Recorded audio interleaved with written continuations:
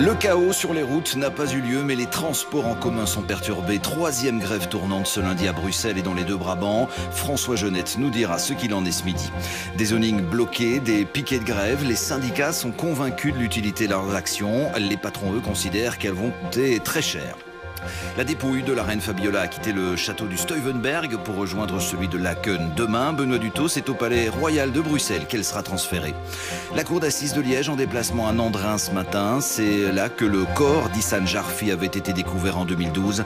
Antoine Skurwegen nous parlera de la suite de ce procès. Plus que 6 heures à attendre avant de découvrir le nouveau journal d'RTL TVI. Un nouveau décor, un nouveau site internet aussi qui évolue. On verra ça tout à l'heure. La météo cet après-midi, des averses hivernales avec 3 à 5 cm de neige annoncée dans le sud et 1 à 6 degrés côté température.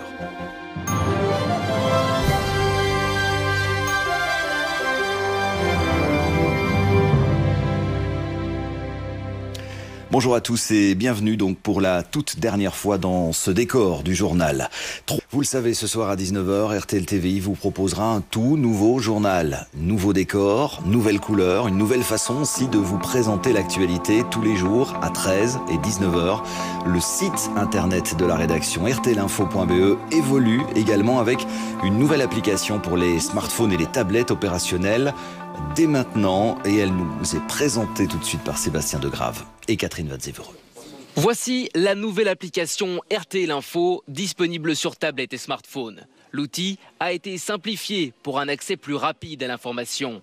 Il a fallu 3 mois de travail à ses développeurs pour créer ces applications adaptées aux nouvelles couleurs d'RTL Info. Un design épuré qui se décline aussi sur le site internet. Un site rtlinfo.be avec un tout nouveau look, plus clair, plus aéré, plus sobre aussi, avec une présence encore plus marquée de l'image à travers des photos plus grandes et toujours évidemment la valeur ajoutée de rtlinfo.be, la vidéo d'actualité. L'accent est aussi placé sur l'interactivité avec les internautes. Avec près de 200 000 abonnés sur sa page Facebook, RTL Info réaffirme sa position de leader sur les réseaux sociaux et accueille un nouveau métier au sein de la rédaction, le News Community Manager. C'est d'être le monsieur Internet d'RTL. Donc mon travail est de faire rayonner les informations d'RTL TVI, RTL Info et Bel RTL sur les réseaux sociaux, Twitter, Facebook, et également d'aller voir sur les réseaux sociaux les informations pour les faire remonter à notre rédaction. Le tout au service de la cohérence autour des différents médias d'RTL.